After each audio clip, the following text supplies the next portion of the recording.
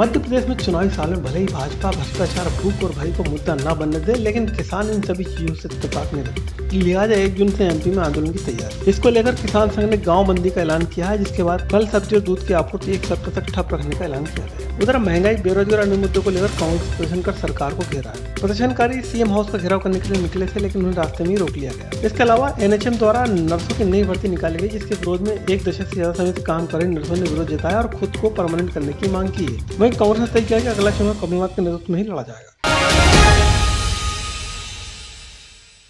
मध्य प्रदेश में चुनावी साल में किसान सक्रिय हो गए, लिहाजा जून माह में इसको लेकर किसान संघ एक बड़ा आंदोलन करने जा रहा है, जिसके तहत 1 सप्ताह तक गांव बंदी की जाएगी, जिसके चलते शहर तक न तो सब्जी पहुंचेगी, न फल और न ही दूध तक नसीब हो पाएगा। संघ का कहना है कि 19.5 साल की सरकार में कभी भी समय पर सर्वे नहीं किया गया, जिसके चलते कभी मुआवजा नहीं मिला तो कभी मिला तो बहुत देर हो गई।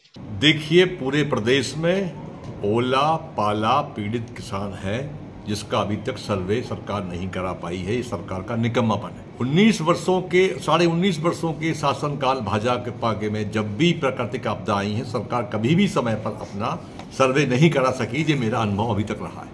मध्य प्रदेश 19.5 साल पुरानी सरकार के कामकाज पर सवाल उठाते हुए कांग्रेस ने महंगाई, बेरोजगारी, दलितों की हत्या और पिछड़ों के साथ दुर्व्यवहार का विरोध में कांग्रेस ने प्रदर्शन किया और सीएम हाउस के घेराव का प्रयास किया, लेकिन सभी को शिवाजी की मूर्ति के समक्ष ही रोक दिया गया। बाद में प्रदर्शनकारियों को पुरानी जेल ले जाया गया, जहां उन्होंने अपनी गिरफ्तारी के बाद सरकार की नीयत और नीति पर सवाल उठाया।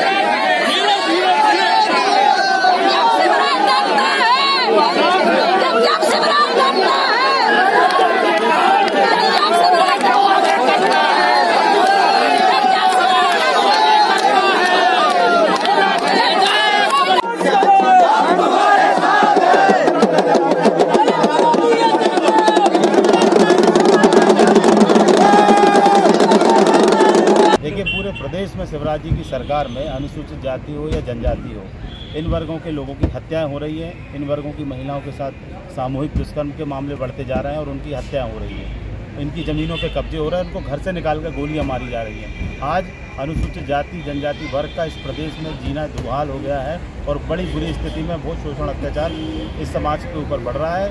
इसी को लेकर हम लोग आज मुख्यमंत्री आवास का घेराव कर रहे हैं और हमारे नेता आदरणीय राहुल गांधी की सदस्यता मोदी जी ने खत्म की है, उसके विरोध में भी हम लोग आज आए।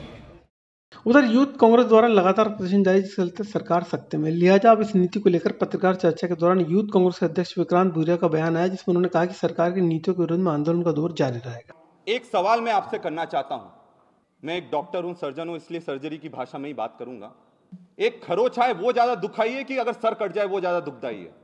अगर लोकतंत्र मर गया तो इस देश का सर ही नहीं बचेगा, तानाशाही आ जाएगी। तो अगर हम लगातार आंदोलन करते हैं, इसलिए करते हैं क्योंकि हमको संसद में बोलने नहीं दिया जाता। जो बोलने का प्रयास करता है उसकी सदस्यता निरस्त कर दी जाती है, समाप्त कर दी जाती है। तो हम अपनी बात कहां रखेंगे? लोगों के सामने रखें। और इसलिए लगातार ये आंदोलन जारी रहेंगे, क्योंकि ये सच के लिए है और लोकतंत्र को बचाने के लिए ये आंदोलन करे जा रहे हैं। पूर्व मुख्यमंत्री कमलनाथ के नेतृत्व में अगला चुनाव लड़ा जाएगा, इसको लेकर कांग्रेस द्वारा स्पष्ट नीति तय की गई। विधायक आरिफ मसूद ने कहा कि इस मामले में कांग्रेस से एकजुट है और अगला चुनाव नाथ की अगुवाई में लड़ा जाएगा। बता दें, सिंध द्वारा कई सारे विधायक भाजपा में शामिल हुए थे। इसके बाद इस चुनाव को लेकर कांग्रेस फूक कर कदम उठा रही है। नहीं, अब जेपी अग्रवाल जी इंचार्ज हैं। हम लोगों के हिसाब से हम एमएलए, हमारा नेता कमलनाथ है। आप क्या मानते हैं सर? मैंने कहा हम विधायक हैं, हमारे हिसाब से अभी हमारा नेता तो कमलनाथ है। बीजेपी बार-बार ये कह रही है ना कि इनके अंदर अंतरकला है, इसी कारण से इस तरह के बयान कोई नहीं है, बिल्कुल अंतरकला नहीं है, स्पष्ट है और बहुत स्पष्ट है कि कमलनाथ जी के चेहरे पे ही चुनाव लड़ा जाएगा। कमलनाथ ही हमारा चेहरा है।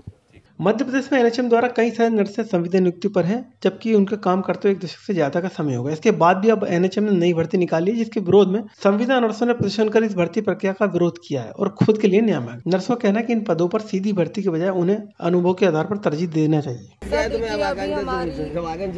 हमारी माननीय स्वास्थ्य मंत्री से हम लोग आज सुबह से यहाँ मध्य प्रदेश से लगभग सभी जिलों से एनएम आई हैं। उनसे हमारा ये निवेदन है, क्योंकि एनएम को अभी स्वास्थ्य विभाग में काम करते हुए 10 से 15 साल हो गए हैं, जबकि हमारे विभाग में पद रिक्त हैं। तो हम चाहते हैं कि उनका पूर्व शैक्षणिक योग्यता के आधार पर उनका समायोजन कर दिया जाए। और अभी त्वरित जो एक मुद्दा है जो कि माननीय स्वास्थ्य मंत्री जी के द्वारा आज ही हम लोग चाहते हैं कि हल हो जाए। ग्रुप 5 में एनएम के नियमितीकरण के लिए सीधी भर्ती निकली है, उसके कुछ नियम और शैक्षणिक योग्यता वो लागू की की गई है जिसके अंदर अगर हम लोग फॉर्म डालते हैं तो हम लोग उसके लिए एलिजिबल नहीं है, जबकि वो योग्यता पूर्व से ही शासन द्वारा निर्धारित की गई है। जो शासन ने हमसे मांगा हमने उन्हें दिया। हम चाहते हैं कि पूर्व शैक्षणिक योग्यता में रूल बुक में त्वरित संशोधन कर दें ताकि हम सब बहनें फॉर्म डालकर और परीक्षा देकर भी जितनी बहनें हमारी नियमित हो सकती है वो हो जाए।